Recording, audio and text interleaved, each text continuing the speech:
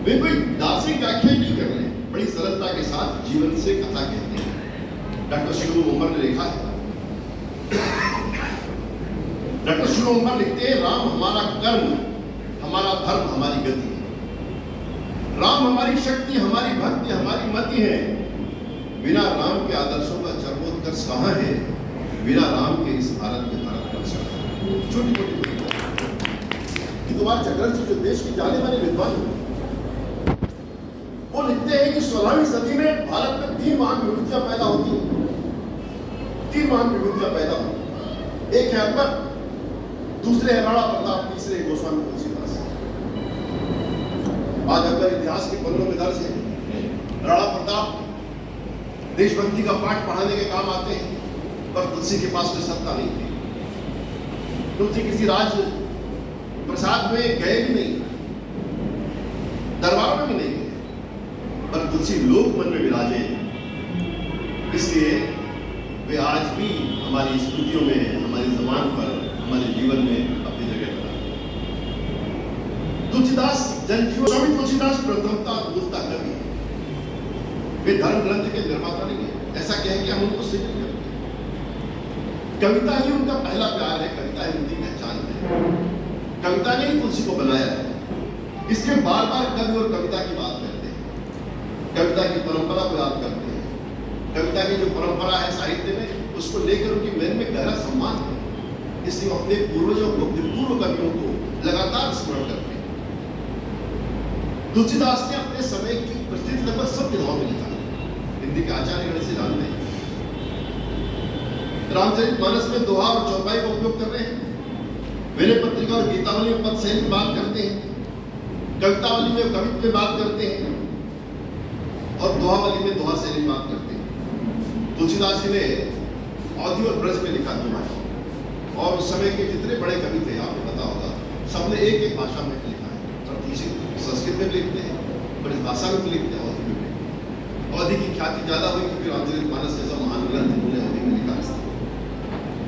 और कुल 12 कृतियां उन्होंने लिखी, जिसमें प्राण नाम को ही समर्पित है। एक किताब उनकी कृष्ण पे है, जिसका नाम कृष्ण गीतावली। बाकी रामचरितमानस, रामलाल अछूत जिसका मैंने सुना, गीतावली, दोहावली, कवितावली, विनय पत्रिका, भरवे रामायण, पार्वती मंगल, जानकी मंगल, राम आज्ञा प्रश्न, वैराग्य संदीपनी, ये सारी पुस्तकें उनकी हम देखते हैं। वे संस्कृत जब कांड प्रारंभ होते हैं तो वो कुछ पंक्तियां संस्कृत में लिखते हैं, पर फिर वो अवधि में उतार आते हैं। ये जो उनका चयन है, ये कितना विलक्षण है कि वो लोक संचार करना चाहते थे, लोक संवाद करना चाहते थे, लोगों के साथ जुड़ना चाहते थे। वो जो प्रभुवर्ग था, जो क्लास था हिंदुस्तान का, उसको संबोधित नहीं करना चाहते। वो हिंदुस्तान के सामान्य व्यक्ति से जुड़ना चाहते थे, जिसका मन टूटा है, जिसका मन हारा है, उसको ताकत देना चाहते। इसलिए वो अंतिम व्यक्ति की कवि है, आखिरी आदमी कवि है, आखिरी आदमी के सहारे। और उन्होंने कैसे लोगों की जिंदगी, मैंने भी आपका वो पत्र पढ़ा जा रहा था, उसमें लिखा कि डॉक्टर फादर कामिल मुल्की भी सभा में आए, उन्हें जो शासक है, मैंने उस पत्र में देखा। अब देखिए डॉक्टर फादर कामिल मुल्की की जिंदगी कैसे बदलती है। फादर कामिल मुल्की क्या है? एक क्रिश्चियन पादरी, और ऐसे अनेक लोगों की जिंदगी बदली तुलसीदास जी। वो बेल्जियम में पढ़ रहे थे फादर, बेल्जियम में पढ़ाई करते समय उन्होंने तुलसीदास की एक पंक्ति पढ़ी। वो पंक्ति है, पुत्रवती जुवती जग सोई, जासुत राम भगत असोई। ये एक पंक्ति है जो फादर कामिल मुल्की की जिंदगी में बदलती है, अकेली पंक्ति से। फादर इन पंक्तियों को पढ़ करके डूब गए कि ये पंक्तियां क्योंकि उनकी संस्कृति से मेल नहीं खाती, ऐसा क्यों होता है। और वे सोचने लगे तुलसीदास कौन है व्यक्ति कभी जिस तरह से लिख पा रहा है, और रामचरितमानस क्या है, उनकी जिज्ञासा लगी। उन्होंने संकल्प लिया कि अब मैं तुलसीदास को पढ़ूंगा और उनका देश देखूंगा। और 1933 में फादर कामिल मुल्की मुंबई आ गए। आजादी के बाद जब हमारा संविधान बन गया, उन्होंने भारत की नागरिकता ली, भारत के होकर रह गए। पूरी जिंदगी उन्होंने हिंदी, तुलसी और हिंदी की सेवा में लगा। ये अपने आप में कहानी है कि किस तरह तुलसीदास ने लोगों को बदला, और तुलसी का जो देश था वो फादर कामिल मुल्की का देश था। और मुझे बड़ी खुशी की सभा में भी भारत का बन के आएगा, हम इसका चाहते हैं। आचार्य रामचंद्र शुक्ल ने लिखा, हृदय पर सबसे अधिक विस्तृत अधिकार रखने वाला हिंदी का सबसे बड़ा कवि कौन है? तो उसका एकमात्र ये उत्तर ठीक हो सकता है कि भारत हृदय, भारतीय कंठ, भक्त चूड़ामणि गोस्वामी तुलसीदास हिंदी के सबसे बड़े समालोचना सम्राट की टिप्पणी है। आचार्य शुक्ल से बाहर हिंदी की आलोचना, और आचार्य शुक्ल उनको सर्वश्रेष्ठ कवि मानते हैं। हमारी आपकी क्या विचार? और इसलिए अंधेरे में एक मसाल की तरह तुलसी हमारे सामने आती है। मुगल साम्राज्य के तले कराह की जनता को ताकत देने के लिए तुलसीदास जी राम का अवलंबन लेते हैं। आदर्श समाज की रचना का प्रस्थान बिंदु है। राम उनके सबसे बड़े आदर्श नायक हैं, हीरोदात्त नायक हैं। राम एक ऐसे नायक हैं जो विपरीत परिस्थितियों में धैर्य होते हैं, आसुरी सत्ताओं के साथ सामान्य जनों को साथ देकर के सहयोग से विजय प्राप्त करते हैं। राम की कहानी इसलिए खास है क्योंकि राम जो है एक सामान्य व्यक्ति की तरह अपने पुरुषार्थ से सामान्य जन का सहयोग लेकर के आसुरी सत्ताओं को पराजित करते हैं। इसलिए राम खास है, क्योंकि जो विजय प्राप्त हुई लंका पर वो अयोध्या के राजा राम ने प्राप्त नहीं की थी। वो विजय दरअसल वनवास की राम की, वो एक ऐसे व्यक्ति की थी जो जंगलों में रह करके अपनी तपश्चर्या से, अपने पुरुषार्थ से समाज को न सिर्फ एकत्र करता है बल्कि सामान्य जनों में शक्ति भर के एक बहुत बड़ी माध्यम से सामाजिक पारिवारिक आदर्श खड़ा करना तुलसीदास जी का ध्येय रहा है। अब आप देखिए दुनिया भर के अंदर भारत को बहुत आदर के साथ देखा जाता है, ये हम सब कहते हैं। वे कौन से कारण हैं जिसके नाते भारत को आदर से देखा जाता है? जब आप इसका विचार करेंगे तो पाएंगे कि हमारी जो परिवार व्यवस्था है, हमारा फैमिली सिस्टम है, उसके नाते दुनिया भर में बहुत इज्जत से हिंदुस्तान के लोगों को देखा जाता है। हमारे पास कोई ऐसी बहुत बड़ी चीज नहीं है। क्योंकि कोई व्यक्ति देखिए जीवन जब व्यवहार में उतरता है तो उसका महत्व होता है, आदर्श जब जीवन में उतरते हैं तो उसका महत्व होता है। और हमने अपने परिवारों के माध्यम से परिवारों को संस्कारशाला बना करके अपने आदर्शों को जीवन में उतारा। इसलिए हमारी परिवार व्यवस्था दुनिया भर में आदर की बात है। आज आप देखते हो कि आप दुनिया के तमाम देशों में जाएंगे तो जो हिंदू लड़का है उसकी क्या इज्जत है? दूल्हा मानते हैं, इसके साथ रहेंगे तो चलो हमारा साथ जन्म चलेगा। हालांकि हमें भी कुछ विकृतियां आ रही हैं, हमारे यहाँ भी तलाक की खबरें आनी शुरू हो गई। उसका कारण ये कि हम अपनी कहीं की जड़ों से उखड़े, जो रूट्स है हमारे, जो हमारी जड़ें हैं, उनसे हम अलग हुए इस कारण। और आप देखिए दुनिया की तमाम जो संस्कृतियों का अध्ययन करेंगे आप पाएंगे कि किस तरह से भारत की संस्कृति एक वैश्विक विचार की तरह सामने आती है। दुनिया के जो सारे विचार हैं वो अपनों की, अपने लोगों की परवाह करते हैं, अपने परिवार की परवाह करते हैं, अपने समविचारी लोगों की परवाह करते हैं, अपने जैसे दिखने, अपने जैसे विचारों को मानने वाले लोगों की परवाह करते हैं। और भारत का विचार है जो एक वैश्विक विचार है। और आप देखिए इसलिए हमारे ऋषि कहते हैं मनुर्भव मनुष्य। मनुष्य बनना क्या है? मनुर्भव मनुष्य। फिर कह रहे हैं ऋषि हमारे सर्वभूत हिते रता। और इसी बात और बाद में आके गाली भी कहते हैं यूं तो मुश्किल है हर काम का आसान होना, आदमी को मैसर नहीं सब। एक आदमी के रूप में हम जन्म ले लेते हैं, पैदा हो जाते हैं, पर एक प्रोसेसिंग है। उस प्रोसेसिंग के बाद हम इंसान या मनुष्य बनते हैं। ये जो प्रोसेसिंग है वो प्रोसेसिंग हिंदुस्तान में सिखाई जाती है, हिंदुस्तान सिखाता है। आप आदमी तो पैदा हो जाते हैं पर आपको मनुष्य हिंदुस्तान की संस्कृति बनाती है, जिसमें दूसरों को दुख देने में आपको कष्ट होता है। हम किसी के घर नहीं जा पाते, हम किसी के महिलाओं का अपमान नहीं कर पाते, हम किसी की जमीन को जीत नहीं पाते, हम किसी की जमीन को खरीदने की कोशिश नहीं करते। हमें अपना जैसा आपको नहीं बनाना है, आप जैसे हैं हमें वैसे स्वीकार है। एक शब्द चलता है टॉलरेंस। टॉलरेंस बहुत चलता है दुनिया कि चलो मैं आपको बर्दाश्त करता हूँ, सहता हूँ। हम टॉलरेंस नहीं मानते, हम कहते हैं एक्सेप्टेंस। आप जैसे हैं मैं आपको वैसा स्वीकार करता हूँ। ये भारत का संस्कृति है। हम आपको टॉलरेट नहीं कर रहे हैं। आप नमाज पढ़ रहे हैं, आप कुछ और कर रहे हैं, आप गुरुद्वारे जा रहे हैं, आप मंदिर जा रहे हैं, हम आपको बर्दाश्त नहीं कर रहे हैं। आपकी संस्कृति के साथ, आपके विचारों के साथ मैं आपको स्वीकार करता हूँ, ये भारत की संस्कृति है। इसलिए तुलसीदास कह पाए, तुलसीदास कहते हैं परहित सरिस धर्म नहीं भाई, पर पीड़ा सब नहीं भाई। आप आज कहते हैं कि परहित सरिस धर्म नहीं भाई, पर पीड़ा सब नहीं भाई। हमारे ऋषि से पूछा गया, विश्व धर्म क्या है, धर्म क्या है? ये 18 पुराणों में ऋषियों ने क्या लिखा है?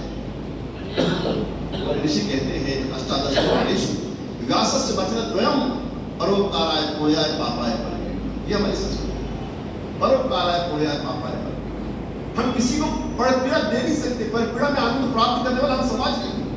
हम दूसरों के दुख में दुखी होने वाले और दूसरों का सुख में आनंद प्राप्त करने वाले। और आपने देखा ये परंपरा आज नहीं चली। अभी कोरोना काल में जब दुनिया वैक्सीन बेच रही थी, हम वैक्सीन भेज रहे थे। बहुत अंतर है वैक्सीन बेचने में और वैक्सीन देने में। और उसके लिए भारत की सरकार की आलोचना हो रही थी। जवान साहब, लोगों ने कहा कि पहले अपने लोगों को लग जाने दो, कहाँ तुम राजनीति के चक्कर पड़ो। लेकिन नहीं, भारत की संस्कृति ऐसी है, हम किसी को पराया मानते ही नहीं।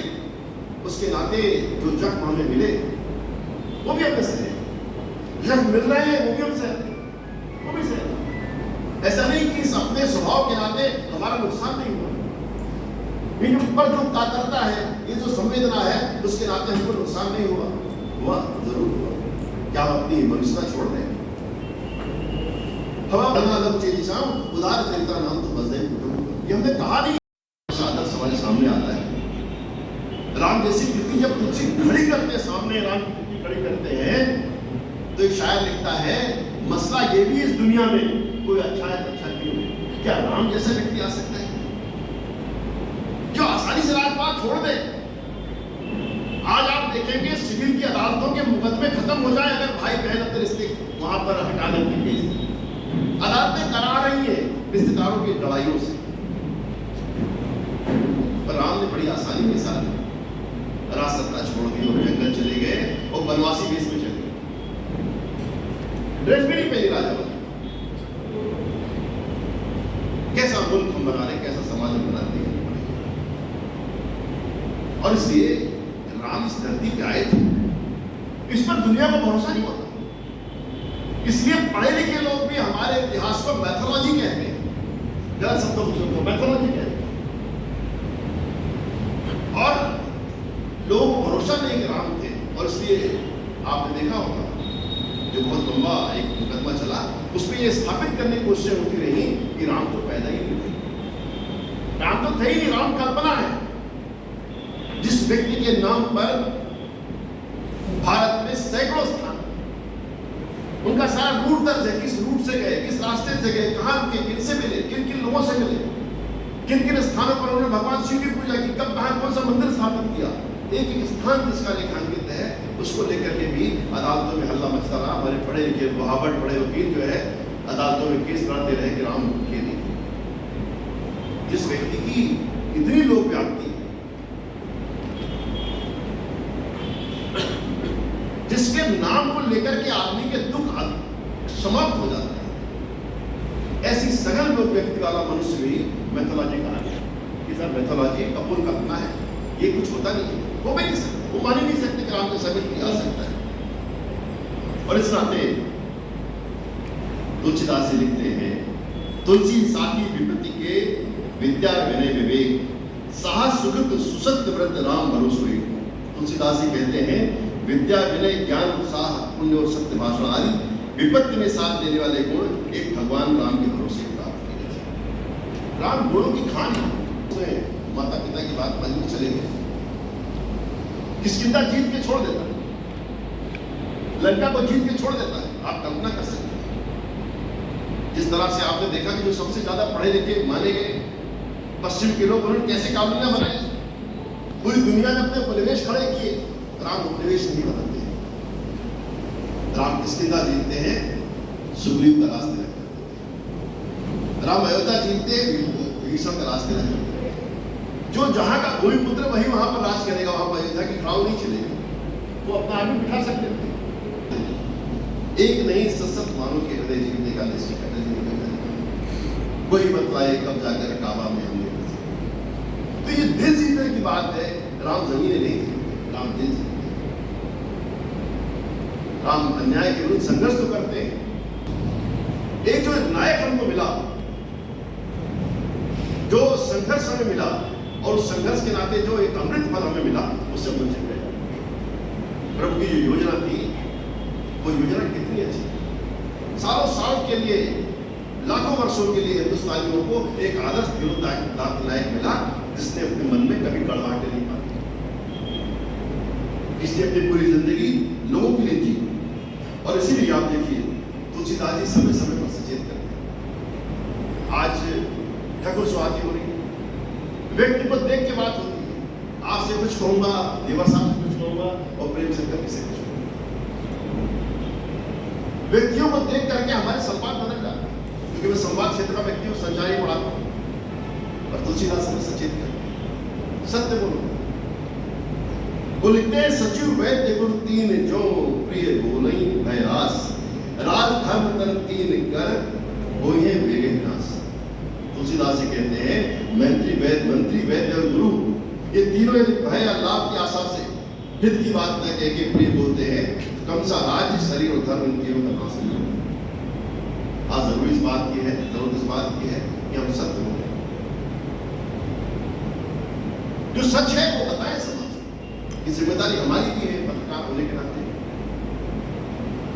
एक लेखक होने के नाते, समाज में एक सार्थक हस्तक्षेप करने के नाते हमें सत्य बोलने की आवश्यकता है। ये अलग बात है कि हम कहते हैं ना प्रयास